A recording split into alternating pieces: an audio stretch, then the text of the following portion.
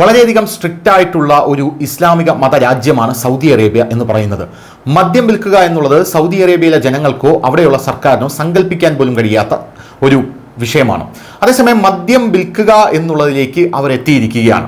അത് എത്തിയിട്ട് കുറച്ചു നാളായി. ഇപ്പോഴിതാ അവർ കൊണ്ടുവന്ന ആ മദ്യവിൽപ്പന നിയമങ്ങളിൽ വീണ്ടും ഇളവ് വരുത്തിയിരിക്കുകയാണ് സൗദി അറേബ്യ എന്നുള്ളതാണ് നമുക്ക് മനസ്സിലാക്കാൻ സാധിക്കുന്നത്. കർശനമായിട്ടുള്ള മദ്യ നിയന്ത്രണങ്ങളിലാണ് ഇളവ് സൗദി അറേബ്യ വരുത്തിയത്. മറ്റൊരു ചുവടുവയ്പ് കൂടി നടത്തിയിരിക്കുകയാണ് സൗദി. വിപ്ലവാത്മകമായിട്ട് ഉള്ള ചുവടുവയ്പ് എന്ന് തന്നെ പറയണം. മുസ്ലിം ഇതര വിദേശ താമസക്കാർക്ക് മദ്യം വാങ്ങാൻ അനുവദിച്ചിട്ടുണ്ട് എന്നുള്ള റിപ്പോർട്ടാണ് പുറത്തു വരുന്നത്. ഒരുപക്ഷെ പ്രധാന നിബന്ധനയോടെ ആണ് ഇത് കൊണ്ടുവന്നിരിക്കുന്നത്. ഒരു റിപ്പോർട്ട് അനുസരിച്ച് 50,000 അല്ലെങ്കിൽ അതിൽ കൂടുതൽ പ്രതിമാസ വരുമാനമുള്ള താമസക്കാർക്ക് മാത്രമേ റിയാദിലെ രാജ്യത്തെ ഏക മദ്യവിൽപ്പനശാലകളിൽ പ്രവേശിക്കാൻ അനുവാദമുള്ളൂ. ഒരു വാങ്ങൽ നടത്താൻ ഉപഭോക്താവ് ശമ്പള സർട്ടിഫിക്കറ്റ് ഉൾപ്പെടെയുള്ള വരുമാന തെളിവ് ഹാജരാക്കേണ്ടതുണ്ട്. കൂടാതെ 21 വയസ്സോ അതിൽ കൂടുതലോ പ്രായമുള്ളവരും ക്രിമിനൽ ചരിത്രമില്ലാത്തവരുമായിരിക്കണം എന്നുള്ളതാണ് സൗദി അറേബ്യ കൊണ്ടുവന്നിരിക്കുന്ന ഒരു ഇളവെന്ന് പറയുന്നത്.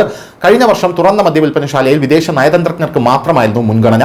അടുത്തിടെ സൗദി പ്രീമിയം റെസിഡൻസിയിൽ മുസ്ലിങ്ങളല്ലാത്തവർക്കും ഇതിന്റെ സേവനങ്ങൾ വ്യാപിപ്പിച്ചു. വൈദഗ്ധ്യമുള്ള പ്രൊഫഷണലുകൾക്കും നിക്ഷേപകർ, സംരംഭകർ എന്നിവർക്കായി ഒരു പ്രത്യേക വിഭാഗവുമുണ്ട്.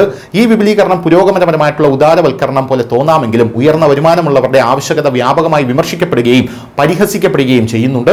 സോഷ്യൽ മീഡിയ ഉപയോക്താക്കൾ ഉടൻ തന്നെ നയത്തെ വർഗീയവും കപടവുമാണെന്നാണ് ഇപ്പോൾ വിളിച്ചിരിക്കുന്നത്. ഒരു കുപ്പി വീഞ്ഞിന് വരുമാന തെളിവ്, അതായത് നിങ്ങളുടെ സാമ്പത്തികമായിട്ടുള്ള സ്രോതസ് വെളിപ്പെടുത്തേണ്ടത് നിർബന്ധവും പരിഹാസ്യവുമാണെന്നാണ് പലരും വിശേഷിപ്പിക്കുന്നത്.